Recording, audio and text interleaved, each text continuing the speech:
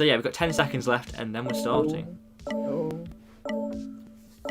5, 4, 3, 2, 1, and we should now be live. So welcome back to the live stream, everyone. We're back. It's the start of the spring semester this year, or maybe just quite the end of the autumn one. It's assignment season coming up. It's the 13th of January 2021, and today we're going to be covering things all about that and how you can ace this exam season. So Naomi, would you like to introduce us and what we're talking about today? Yes, I will in a second. It feels really weird to say that we're at the beginning of the spring semester because it's clearly winter. But winter is over. Huh? But winter is starting to go over and it's starting to get towards spring. It's not. We're in the middle of it. Winter is December, January, February. It's okay. And we're in the middle of January. Anyway, I'm supposed to be introducing the live stream and the participants. I'm not going to introduce us because people know who we are.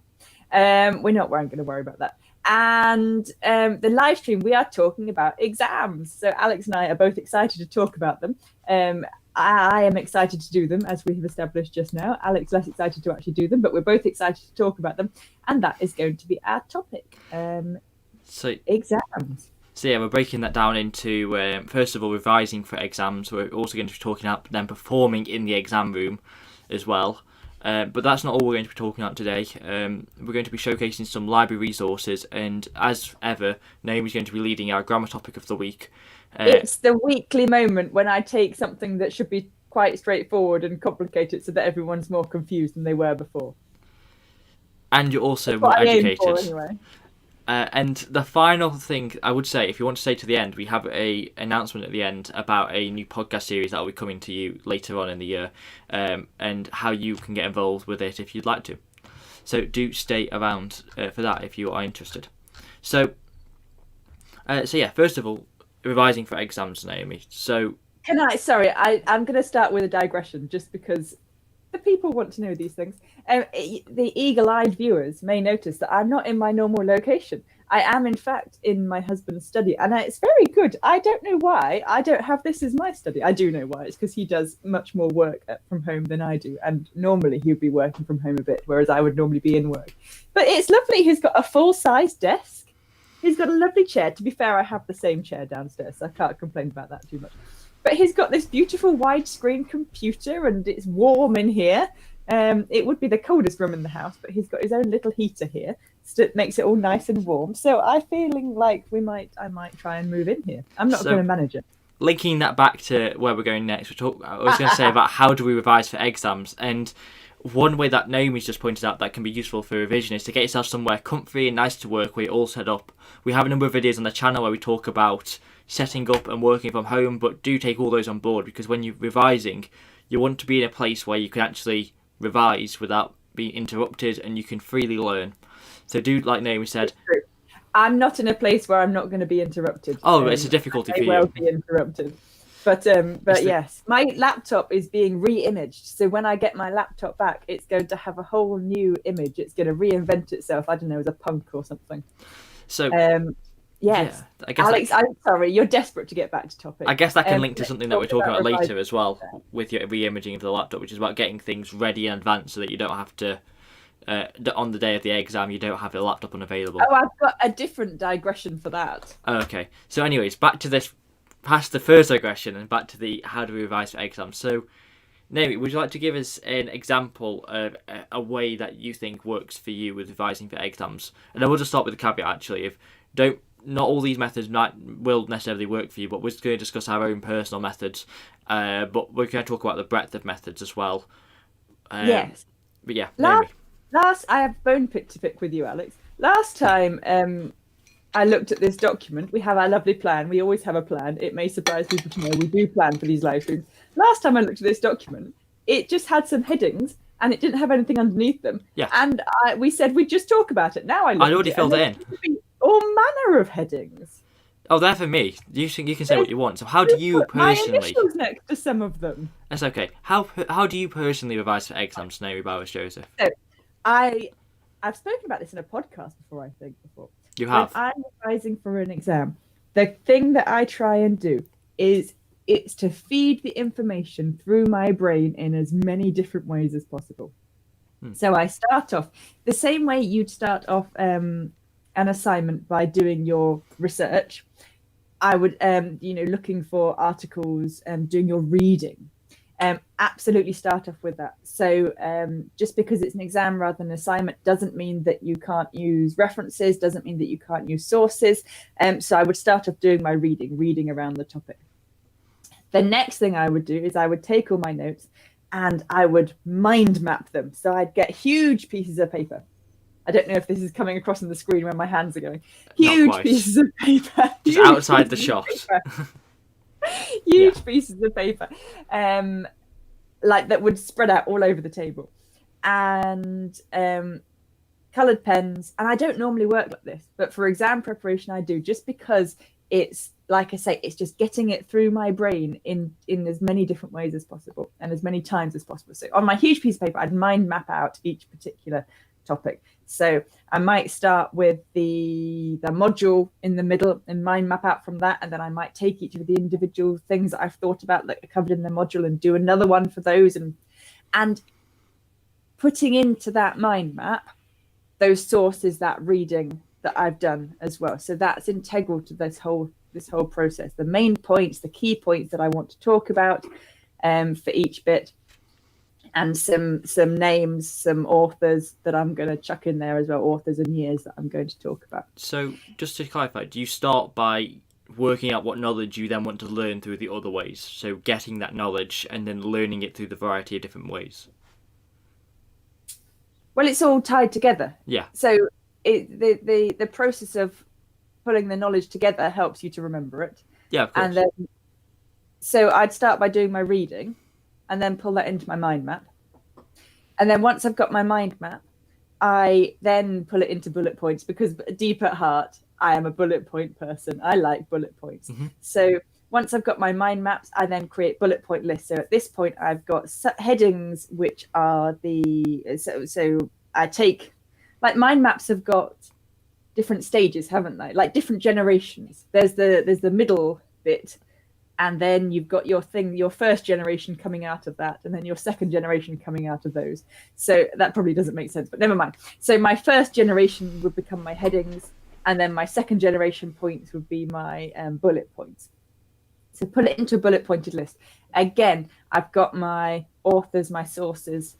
So I studied law as Alex does. I studied law and also criminology. I did dual honours. So if it was criminology, I'd have authors. If it was law, I'd have cases, statutes, whatever I needed. So those go into the bullet point list as well. And then I would use all my memory techniques, which I've talked about before, to learn those bullet point lists.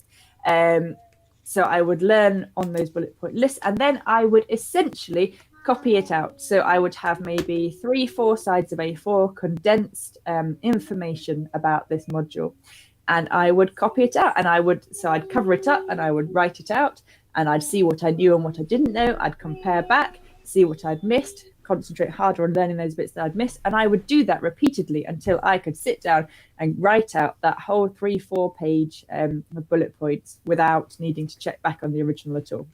So now, I had an argument with Tim about this before in the past, about whether learning by rote is useful or what we should be promoting. Now, this is learning by rote. It's learning those bullet points by rote. But I'm not saying you don't need that wider knowledge from the reading, because you do. But I am saying, for me, it's really helpful to be able to go and put down the main points that I want to make sure I don't forget anything when I then expand on each of those points. So I'm learning by rote my short bullet pointed list that will then prompt me to give that wider knowledge, that insight, that critical thinking that I'm going to bring into my exam.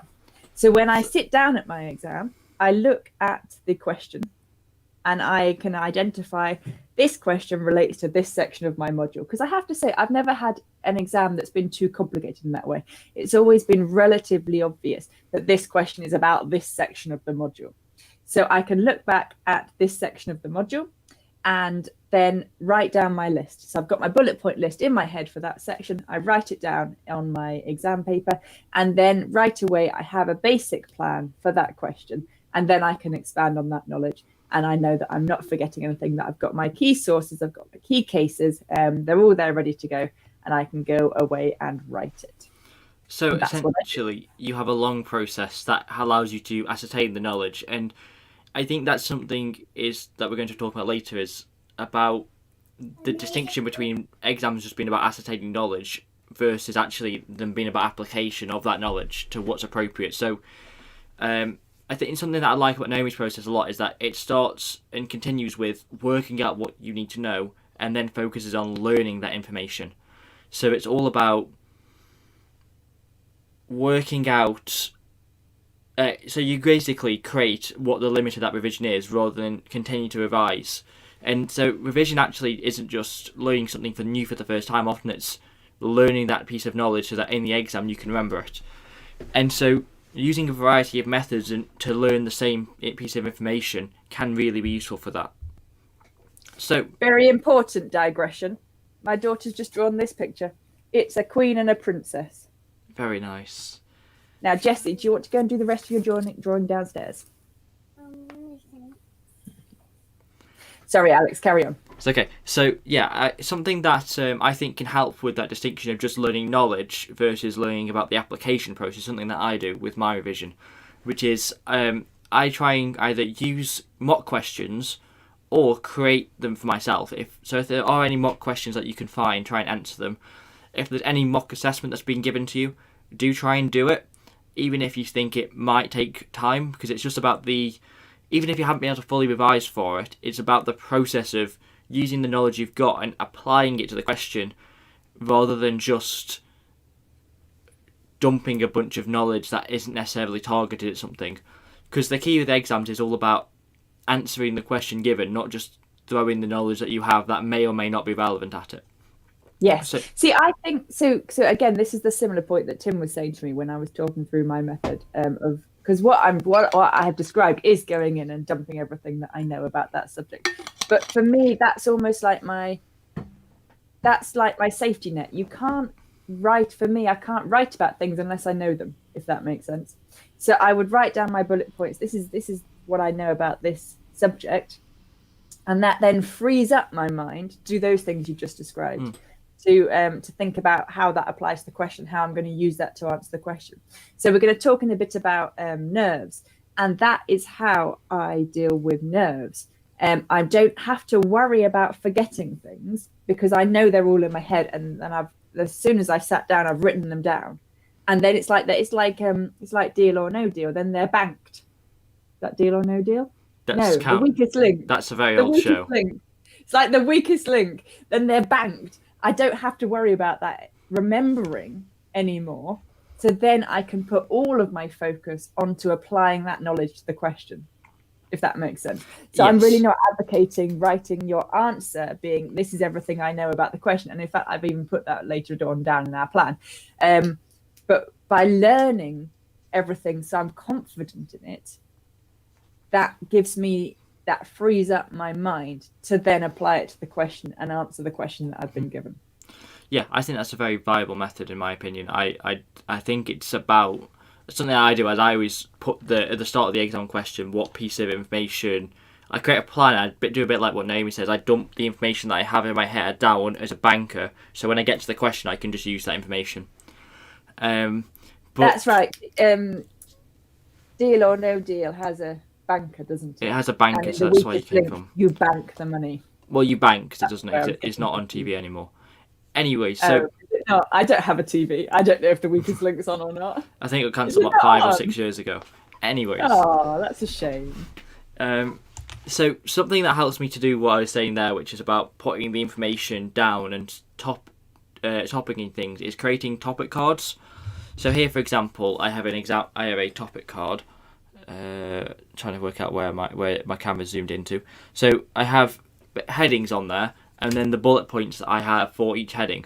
And I try and sum each area that I'm trying to learn into a card like that.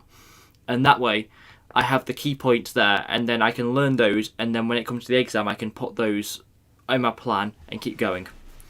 And I think that is quite a useful way of doing what Naomi said. It's my own personal way of learning the bullet points that are around the area by I wouldn't say by rote, but similarly to Naomi, so I could use them when I need them. I used to do that when I was studying law with law cases. So I'd have index cards that on the one side I would write the case name and a brief summary, and on the other side I'd draw a picture of that case to help you remember it, and then again use those in revision as flashcards almost. That's how I revised for when I had to learn a bunch of cases at my A levels. Although I don't think with law I've had to revise as many cases now as I did at my A levels. So another method that I use to revise is, and this is probably my core one, is about having discussions with others.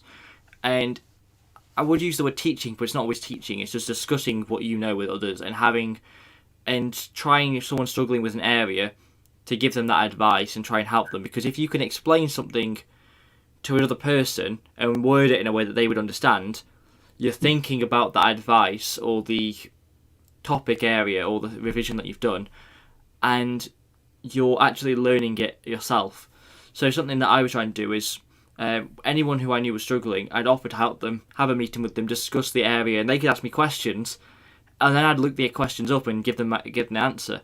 But it was almost like a mini exam was teaching them. So I thought that was really useful for me. And yeah. Another thing you can do is just collar somebody that knows absolutely nothing about the subject and probably doesn't want to know anything about the subject, and then talk at them about it. I do feel very bad for my mum and my partner, Alana.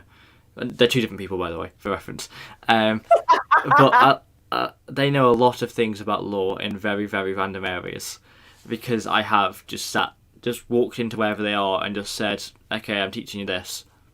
And they've had no choice, even if they aren't listening. But if they are listening... Well, it is useful if people ask you questions. They can ask you questions, yeah.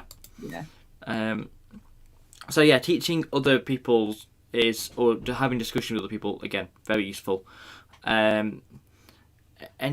Any other methods that I have? Summarising I like notes. this point that you've made about watching lecture recordings back. So much of what we're doing now is available to watch back. Lectures that you do have available to you to watch back, then do use those, even because it can be a really good way of recapping that information. Even if you're not going to make notes on it a second time or anything like that, it can actually be a really good way. This is the summary we've been given, because a lecture is always going to be a starting point for further information, but it can be a useful recap and revision. Yeah. So for exams, I always try to watch all the relevant lectures to see what the lecturer said, because that would often be the key things that they would want. Then that can launch me towards the further research. When doing any further research or reading, something that I think is really important with revising is not just to write what they've said and make notes, it's to reword it at times, especially in exam, because in exams you aren't always having to put things in word for word quote as much. It depends on your subject though, so do check that. But for me, I never had to quote things as much as I'd do in assignments, so I would always try to summarise what I've read. So if I'd read a page or paragraph, I'd summarise that paragraph into my own words, and that then meant I was thinking about it and applying it rather than just copying it whilst quite brain dead at the time because I'd be tired. So do try and think about what you read and reword it. So Naomi said that she rewords it into bullet points, or so you reword it into notes, then you turn them notes into bullet points, I think was what you said. And that, I do. And that's Naomi's way of thinking about the notes that she's made. And so I would advocate doing something very similar with summarising. And then eventually carding them. And you can get those cards from places like wherever you get your stationery from. Good stationery shops. Some supermarkets have them as well. So I like them. So those are some revision methods that we do use. If you have any other methods, then do feel free to use them. They're not necessarily the perfect or the best revision methods. They're just the ones that we think work for us. And there are lots of them out there. But I think what we should now move to is revision tips. So just quick fire, 1 or 2 tips each, Naomi, about revision. Okay, well, I've got to read first what tips you've said that I'm going to I'll start first. So the first tip I would have with revision is ensuring that you look at what you are required to do for the exam so that your revision strategy actually includes it. So, for example, some assessments will want critical analysis, they might want further reading, and you need to make sure that you aren't therefore just looking at what the lecturer has given you in class. you need to do your own primary research if that's the case. My current assessments, I've been told that I don't need to do any research wider than what is in the books that I'm allowed to take into the exam, and that's all they want is resources from that. So therefore, I'm not going to spend hours looking at journals. So do change how you revise depending on the exam, because how you revise for a multiple choice exam is different from how you might revise for a assignment or a case-based exam. So when we talk about writing an assignment, we talk about making sure that you really do understand the question that you're being asked, and exactly the same goes for exams. And when we talk about understanding the question for an assignment, we talk about looking at the question itself, but also the assignment brief and all the wider information you have about that assignment that you're being asked to do. Same thing goes for exams. You might not be able to see, well, it depends on the exam, but if you might not be able to see the exact question you will be answering until you get into the exam, but there will be all this other information similar to the assignment brief. We could call it an exam brief, that will give you lots of information. So like Alex says, if your lecturer has said to you, you will only need information from these 3 books, for example, then focus on those 3 books. The more information you can gather about what's going to be expected of you in the exam, then the better. Yeah, it's about tailoring your response, isn't it? Making the most efficient use of your time and effort. Not wasting your time. So Naomi, do you have any revision tips? Yes. So for me, like I said before, the biggest tip is to do it in different ways. So the more times you can pass that information through your brain, the better, and the more different ways you can pass that information through your brain, the better. So experiment with lots of different things. Like I say, if I'm doing things normally, I use bullet points, but when I'm revising for exams, it's one of the only times I start doing things creatively. I use colors, I use drawings, because that really helps me. Doing it in, like I say, lots of different ways really helps me. Yeah, I think that helps as well, but especially because if you do try different strategies, things might have different effects and work in different ways for you. So I'd say try and come up with a strategy of things you want to use. So a bit like what you said, with trying different methods out. And then reflect on how well it's working. If you think it's working fine, then continue doing it. But something that I think is really important with exam revision is, if you think, okay, I've been doing this now for half of my things and none of them have stuck in, so this method's not working for me, you just take stock of that, you think about it, and then think, okay, what can I do differently then to help make the rest of it stick in and help reinforce the other part? So what different methods can I use? So if a strategy isn't working, don't feel that you're stuck to it. Think about moving and trying something else that's different. So just thinking about my next piece of advice that I have, I would actually say that this is something that I think really, really helps me with my exams, is revising throughout your studies. And I've just seen that someone's curses by that on the document. But by revising throughout your studies, what I mean is, don't necessarily sit there and not do your assignments because you're revising for an exam 6 months away. But I mean, try to reinforce the knowledge as you go. So what I would recommend doing is, before one class, have a look at the PowerPoint or the notes that you've taken from that class. That way you can, one, turn up to that class more informed about what the past classes have been, but also so that you are revising incrementally throughout the semester by just spending 10 minutes here and there reading back your past notes. And then when it comes to revision, you already understand things a lot better because you understood better in class and you've had some time to revise without realising it. Don't know what you think about that, Naomi. Yes, it's a difficult balance, isn't it? Because you don't want to put as you say, you don't want to put intensive time into revising something that you're then going to forget by the time you get to it. But yes, the earlier you start, the more repetitions of that knowledge you can have. And there are lots of benefits to looking at your notes from lectures the week before. You can start organising them, you can make sure that you understand them whilst that knowledge is still fresh in your mind. Lots of benefits to doing that.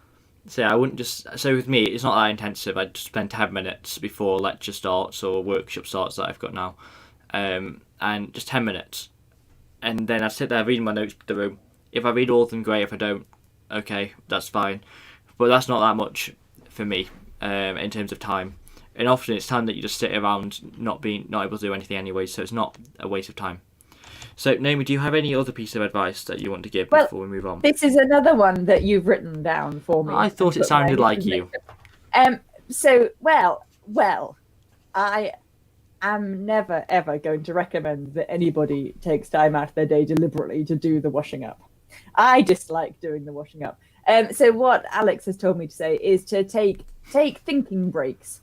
So this is a break from, and Alex, you'll have to correct me if I'm interpreting this wrong, a break from where you're actively learning and revising. So when you're at your computer, when you've got your pen and paper, but you're still learning and revising because you are thinking and reflecting on what you have done so far. So walks can be good for this. Alex has written, wholeheartedly agree with that. Go for a walk, have a little ponder, a little mull on what you've learned.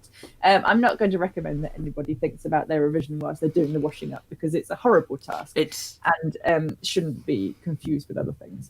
I just think it's nice. It's a way of, but what I mean by thinking break is like you aren't necessarily doing something. So often when you would stop revising, you might just go on your phone, watch YouTube. You're not thinking and processing what you've done. And often it's that reflection that can really help you to process that and get the learnings from it. So I've started writing a diary, and writing that diary, I often find a lot of good knowledge and learnings by just going back and thinking about what I've learned and writing it down. But that's not necessarily this. So if you're walking, sometimes it might just click in your head whilst you're just brainlessly thinking or washing up and so on. So when you're taking breaks, take breaks away from the screen where you can process the information and not be learning new information. I'm finding at the moment, I'm not revising for anything at the moment, but I'm finding at the moment because I'm working from home. I've got, as we have seen, my daughter's here. I'm homeschooling her at the moment. There's a lot of stuff going on, and I'm not getting that much time for my mind to do that, for my mind to actually just mull on things and to bring things up of its own accord. But last night I waited until my children were eating their tea, because then they are at least occupied for a small amount of time. They were under the supervision of their father as well. And I went up and I had a bath. And do you know how many work-related thoughts I had pop into my head during this bath? It was loads. It was loads of them. It was like my mind was just saying, finally, there's some space. Look, I've been thinking about this, and I've been thinking about that, and we should do this. And it was amazing. Like I said, I'd been on the go for about a week, and it was the first opportunity in about a week, literally, that I'd been able to just sit and not think about anything. And like I say, suddenly all these things started popping up in my head. So don't feel like going for a walk, for example, is going to, it's not time taken away from your revision necessarily, because it can just as much, it can be just as valuable. I'm not saying spend all your time walking around and not doing the revision in the first place, but that time to let your brain just do its thing. Your brains can do loads. That time to let your brain do its thing is really, really valuable. See, I have a lot of ideas when I'm not doing things, and often, like this, the point that I raised before about if your strategy doesn't work, change it. I came up with based on something that I did last night when I was wasting time procrastinating, and then I reflected on that this morning and then applied it to exams. Thought actually that's really useful, and just useful anyways. I've got one last piece of advice for revision tips before we move on to the next part, and that is quite simple. Essentially, that is to revise in a friend using an online platform if you can't see them in real life, that is. So nowadays, although you can't see people in person and you might want to procrastinate, something that can help you with that is creating like a virtual office. So something that I do to help me with my revision is I meet online using an online platform. I use Google Meet, but there are other platforms available, like Zoom, for example, and I don't know the others. Anyways, so you can meet. I meet with my partner online, and we do studying together. And so we sit. We don't necessarily even talk. We're just in a virtual office. And then if I have an idea or a thought, I can explore that with her. And if she has an idea or a thought about what she's working on, she can explore that with me, and you can discuss that. So you don't even have to be on the same course with you, but it can be useful to have someone there, just to then discuss with, and like you're in office, isn't it? Apart from anything else, it's like you're in a virtual office. So that can be useful as well for not being lonely whilst revising. I do really miss. So we've been working from home, haven't we, since March last year, Alex? I really miss the office and spending time just that, not talking to each other, but working alongside each other. It's a real loss, I think. Well, if you want to, we can make a virtual office like I do in my spare time. We could do. So, I think what I'd like to do now is move on to the next section, and I've realised we could live stream it. Please we could don't. live stream our virtual office. No pressure, nothing, no conversation for anyone really to listen to, but then other people can join in too. So, maybe, but I guess you'll hear all the random ideas I come up with that aren't good. Because I often come up with a lot of ideas. Some of them are okay and good, and most of them are like, I regret making. Anyways, so we're now going to talk about performing in exams. I think this is a topic that we haven't really covered very much, so I've decided that this is our topic of the week. Not just because I forgot to use the topic of the week transition earlier, but also because it is quite an important topic. So yes, this is now our topic of the week. So we're going to be talking about performing a week. Yes. Sorry, carry on. It actually has music on it already, Oh, does it? I just as ever, I can't see what's going on in the screen. I can't even see Alex this time. I'm literally talking to the Word document. I can't see what's going on. I can't hear what's going on. I'm just in a little world of my own, but that's fine. I'm quite happy here. The topic of the week this week is performing in exams. We're going through and talk about before the exam, very briefly, and then also during the exam. There's a lot to get through, so we might be cutting some of the points that we've written out, Naomi, but that should be okay. So, first of all, before the exam. Before the exam, really important that you try your best to get yourself in the right frame of mind for the exam. And the first thing I'd recommend doing for that is to make sure that you look after yourself. So, both going to bed the night before an exam, really useful, but also eating properly. And I'd say eating properly is really, really important, because when you're nervous before an exam, you might not want to eat. Just try to get something inside you, especially if the exam's later on in the day, because otherwise you'll be so hungry in the exam. You might not be hungry beforehand, but in the exam, especially if it's fairly long, you'll get hungry and it'll distract you. So make sure that you've eaten, you've looked after yourself, you've drunk plenty.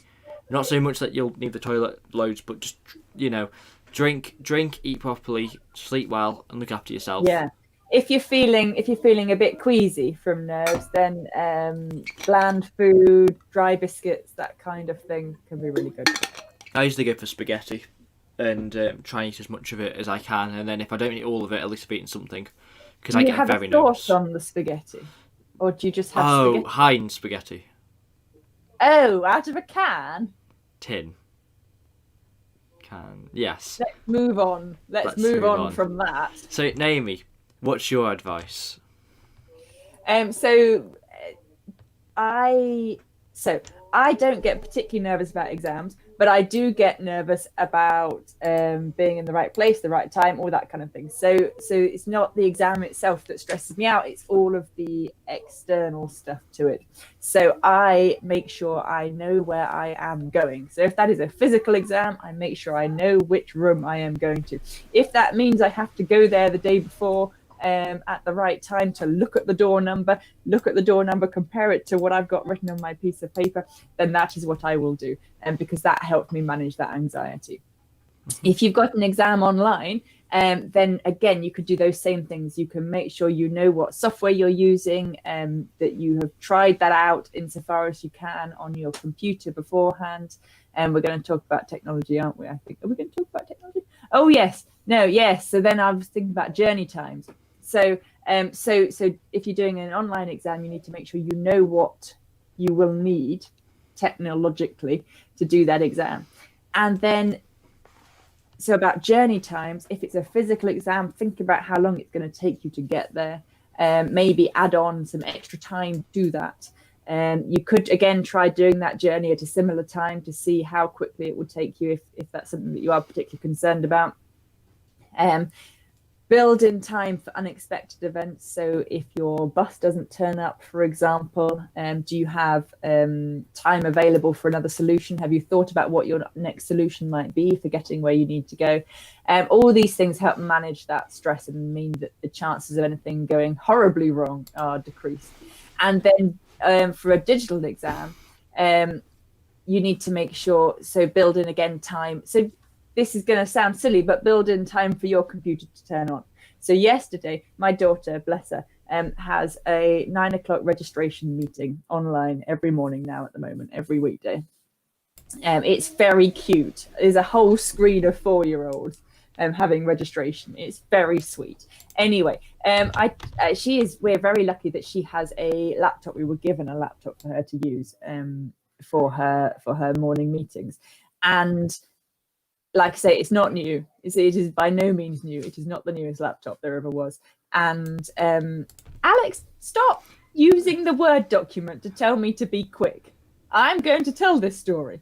And I'm going to take the time I need in order to do so. So dearie me, you've thrown me off. I'm going to have to start again. No, so I turned it on yesterday. I turned it on at 8:30 in preparation for her meeting at 9 o'clock. And it told me it was installing updates. And it took 4 whole hours to install all of the updates. It wasn't ready until 12:30. So that was an extreme case. Like I say, it's a very old laptop, but build in time for those sorts of things to happen. Yes, so be ready with those sort of things. Install, update anything that needs updating. Otherwise, in the exam, it might throw you off. So yeah, I think that's very useful. It's very passive aggressive here, you know. Like I said, I'm sat looking at the Word document because, like I said, that's all time. Come on, we need to get on. That's all I've got in front of me. I can't see Alex, can't see anything else. And then in the bullet point where I talk about that, suddenly starts typing, "We are short on time." Just it appears in the Word document. It's very passive aggressive. I mean, yeah, I know. Anyway, so talking about the next piece of advice that I have, which I'll talk about very, very briefly, is understanding the exam. So the day before the exam, make sure that you have had a look at the marking criteria again, just to make sure that you target your answers a bit towards them. So have a look at what's expected of you just before and give yourself a little refresher. And the final thing that I think is important is discussions with friends. I just wanted to make a note about this, which is that when you are taking an exam, obviously I mentioned before about discussing with your friends. However, it can be worth having a discussion with them beforehand, but in the hour before the exam, I would advise you just to try and focus. Ignore what they're saying. If they're saying things that might distract you, just tell them beforehand that you're going to spend the hour in the exam focusing. I think, Alex, you've misinterpreted what I meant when I said about others distracting you. I meant it can be a good thing to talk to people if no, that's what I was saying. It's going to distract you from your nerves. Oh, yeah. Just try and focus on what you need to do. And try and get yourself in the zone, because often other people's nervous energy can make you nervous. So I know that with me, for example, I might have made other people nervous in the past because I often quiz people and say, "Oh, what do you know about this?" And then they're like, "Nothing, I'm screwed." And other people might be nervous because they might think, "Oh, I've not done anything." So I say try and focus on what you can do, unless you are nervous, in which case someone else can help you. Yes, we established earlier that both me and Alex are not the kind of people that you want to be talking to before an exam, because we're both the person that's going, oh no, have you revised this bit? Did you cover that one? What do you think about this? So don't talk to me or Alex.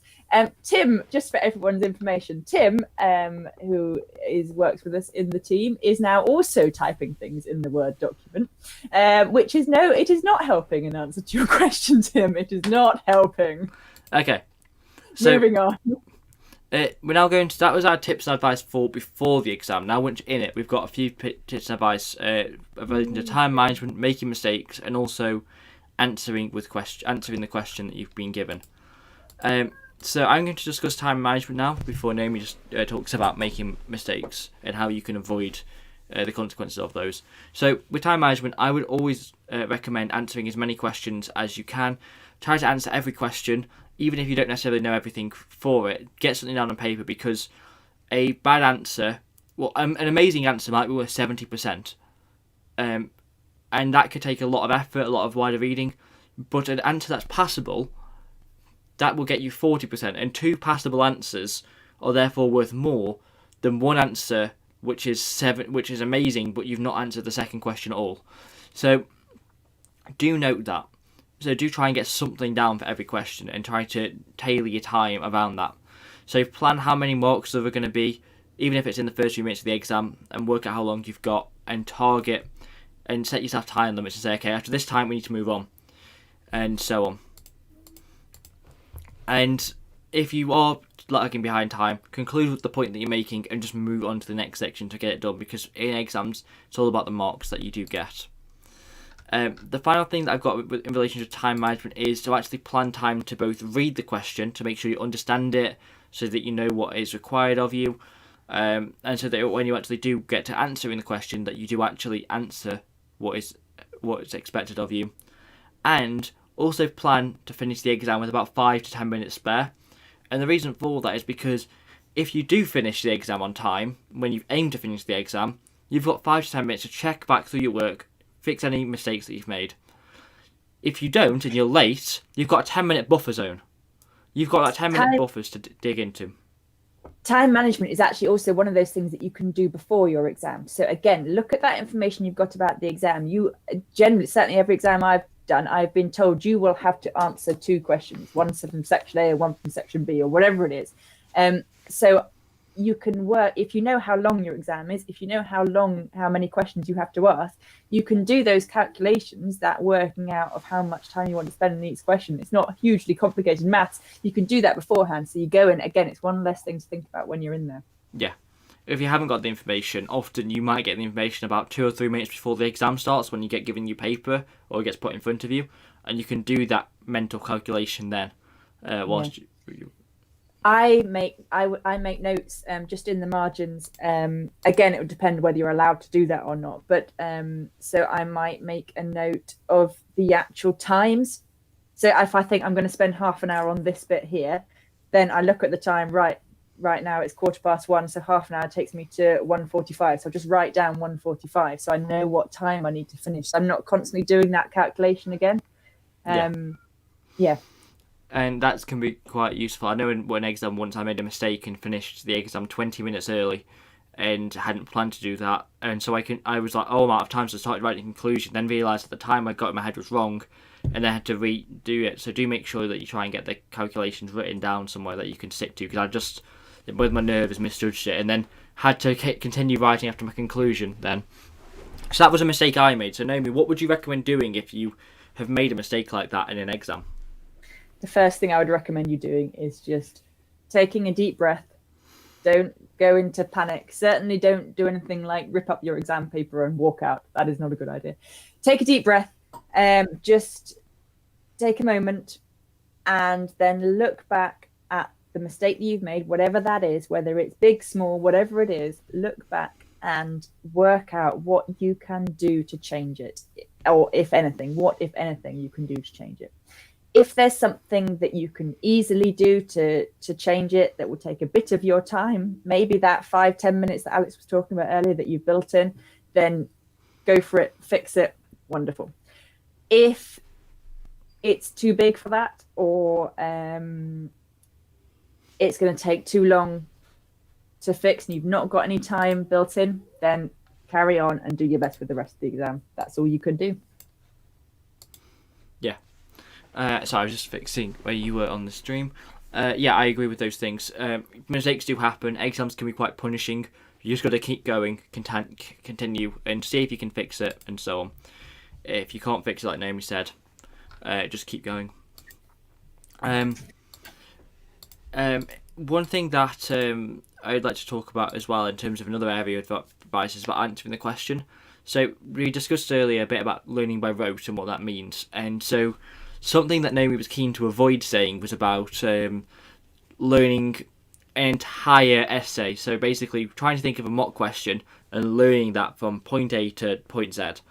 And one of the reasons why that may not be the best idea is because if you get given a question that's slightly similar but different, you won't be answering that question.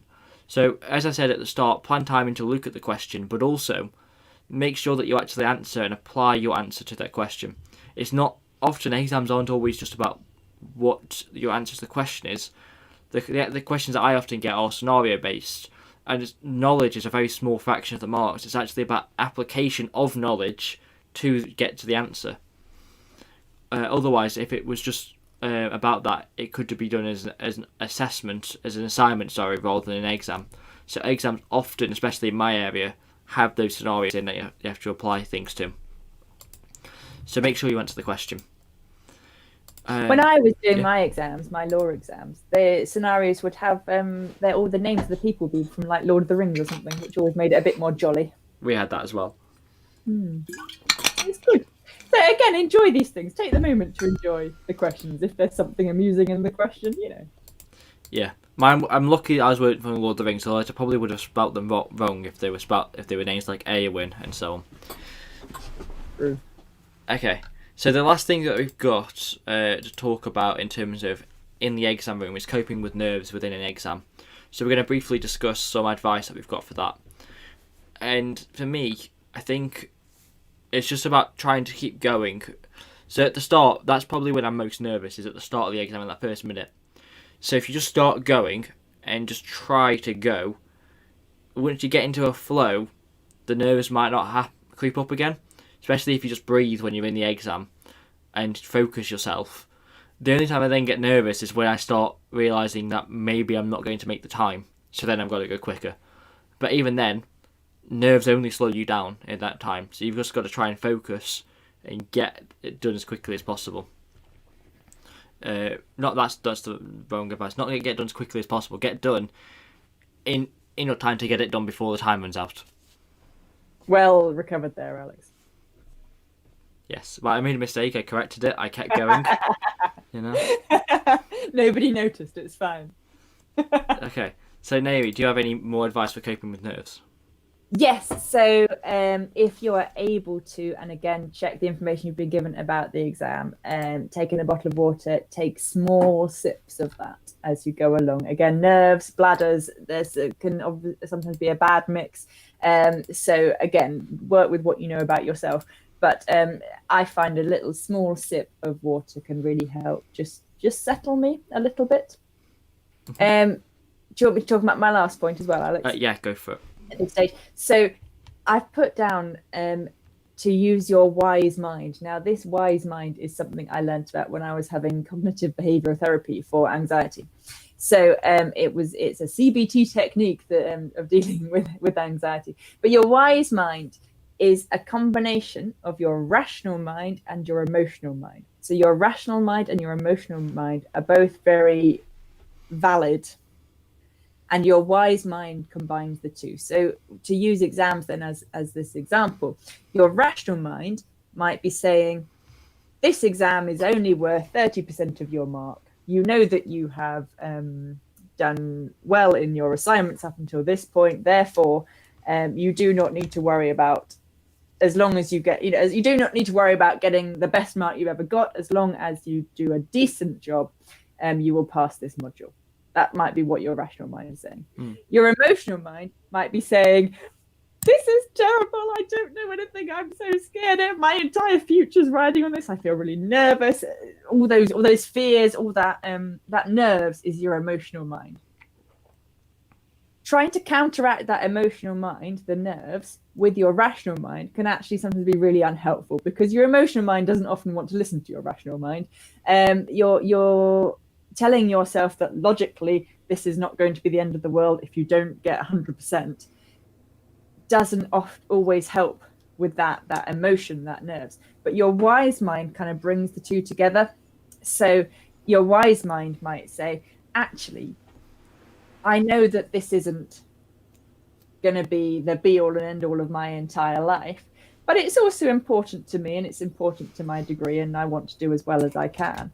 I know that, yes, I acknowledge that I'm a bit nervous. That I'm nervous. I'm scared about this, but at the same time, I know that's not going to help me with my performance necessarily. So that wise mind kind of brings those two things together. It tracks a course between the two of them. That the extreme of rationality and the extreme of emotionality. And it doesn't try and block either of them out. It pulls them both in. So you're acknowledging the rational reasons why you should be nervous. You're acknowledging the emotional reasons why you are nervous, and you're tracking a course somewhere in the middle of that. Yeah, I often use I think it is important to use the nerves that you do have if you are nervous, because they can help propel you. They can be the reason why you can write. The adrenaline gets going, doesn't it? Yeah, you can use those positively to get the best out of you. So having nerves isn't actually a bad thing. It can often drive you to do better than you might do otherwise. I know that when I write, I can often hurt my hand when I do it if I write too fast, so I always try to pace myself at least somewhat so that I can get through it. But I always have to try and find the right pen for me. And this is the pen that I've got at the moment, which is my pen. It's my University of Diary pen. See. Oh, you can't see me. I can't see you. It's my University of Diary pen. But yeah, I try and find a nice pen if I've got to write by hand. And I think that is leads us a bit to our next area, in honesty, which is all about grammar topic of the week. And I was just trying to work out how we were linking this to grammar topic of the week, but I do mention pens, don't I? You do. It's like I foreshadowed this moment. Well, or I tailored it. I tailored it to this. So, what I just showed you was that. Oh, I was thinking Alexander's I was making pen. connections across time and space there, Alex, with my mind, and you ruined it by saying that you planned that. Yeah, I planned it a while back. Sorry. Anyways, so yes, grammar topic of the week. So this week, Naomi, what are we talking about? I feel quite deflated. Never mind. Sorry, I'm being quite rude to you today, Alex. Is my slide up on the screen? Your slides are up on the screen. Wonderful. So we're going to talk about apostrophes. In particular, when you need an apostrophe in the word its, I-T-S. But just generally about apostrophes, this is going to be really brief. I'm not going to go into lots of detail, and like I said, I'm going to try not to confuse the issue further, which I know I do sometimes with my grammar topic of the week. But there are two scenarios when you need an apostrophe. The first one being when you are saying that something belongs to someone else or to someone. So my example here, this is Alexander's pen. It is the pen of Alexander. So we have that apostrophe there between the R of Alexander and the S to say this is the pen that belongs to Alexander. This is Alexander's pen. The other time you need an apostrophe is when you have combined two words to make a shorter one. So there's a pen. We're saying the word theirs, but what we're actually saying is there is. There is a pen is our full sentence. And we're just saying there's a pen to make it quicker. And we put that apostrophe there to acknowledge the fact that we've omitted the I, essentially. And we've smushed those words together, there and is. We've smushed them together to make theirs. And we put the apostrophe there in acknowledgement that that's what we've done. Next slide, please, Alex. Yes, Professor Naomi. It gets more complicated. Hang on, can I move on to my... Are we on the next slide? We're on second slide. It's and Wonderful. It's. Yes. So it gets more complicated with the word it's, because you can use the word it's in both those scenarios. So you can use it's if you are saying, so I've got my example here, the dog has lost its ball, or it's over there. We've used it in both those scenarios. And so you have to... I don't know if this is true.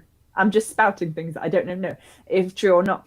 But the presence or absence of the apostrophe help us work out in which way we are using the word it's.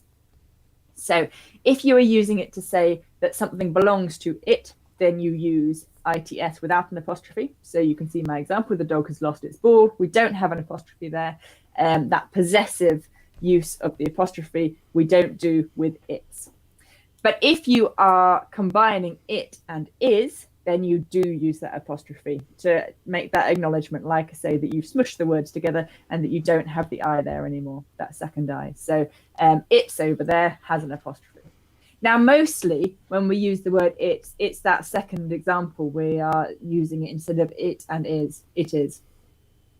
Because I really actually struggled to think of an example for my first sentence, because generally we use it to talk about something, an object, and objects don't generally own things in that possessive kind of way. I felt quite it's obviously this is a dog that I don't know very well. I should probably have put the dog has lost their ball, but anyway, so you don't often use it, I think, without the apostrophe. Generally, you use the apostrophe and you say it is over there, it's over there, and you have your apostrophe.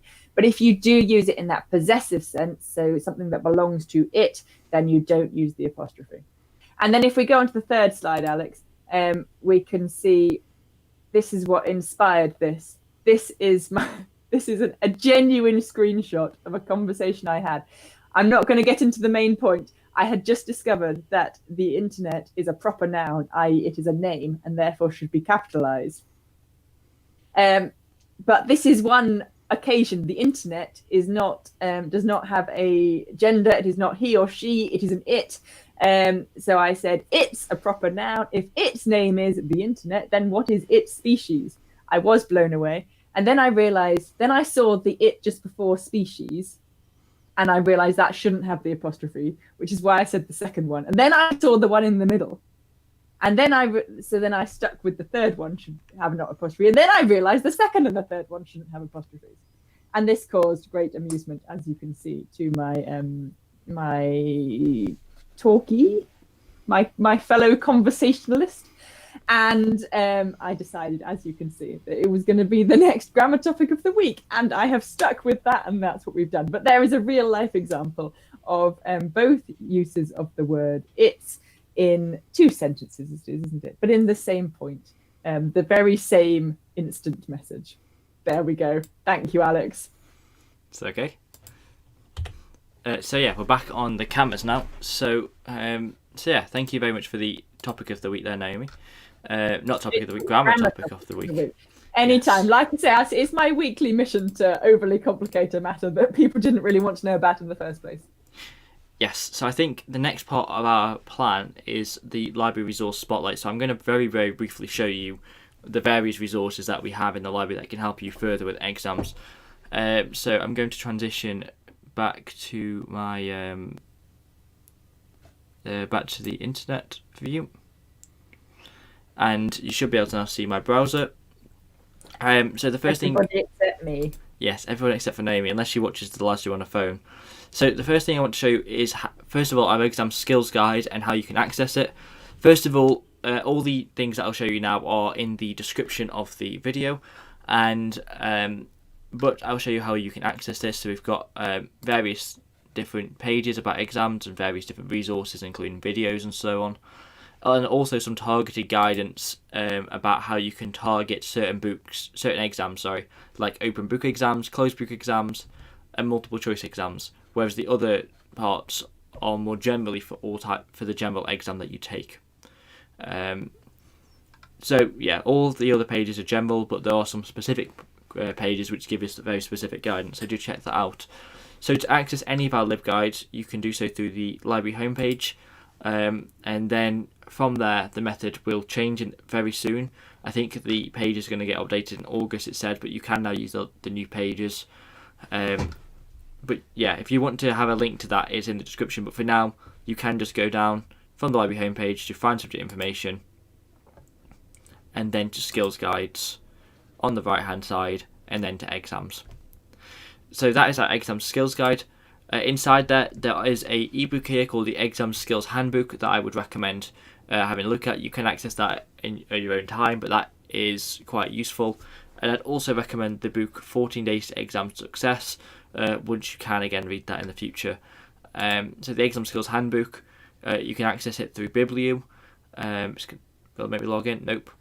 But you can get to that through just clicking on it and then go in all formats and editions, and then find the ebook, and then you can click there to access it through Biblio, which is one of our online services. Other things to promote to you, in the description I have linked useful videos that we've got for exams on our YouTube channel, but there are lots of videos on here. It's a nice life symbol, I don't think I've seen that before. But yeah, there's lots of videos here that you can have a look at, and I've been slowly creating some playlists on the playlist tab that you can have a look at. yeah, the final things that I'd like to promote are workshops. I think I said in the plan, Naomi, that you were going to talk these through, haven't I?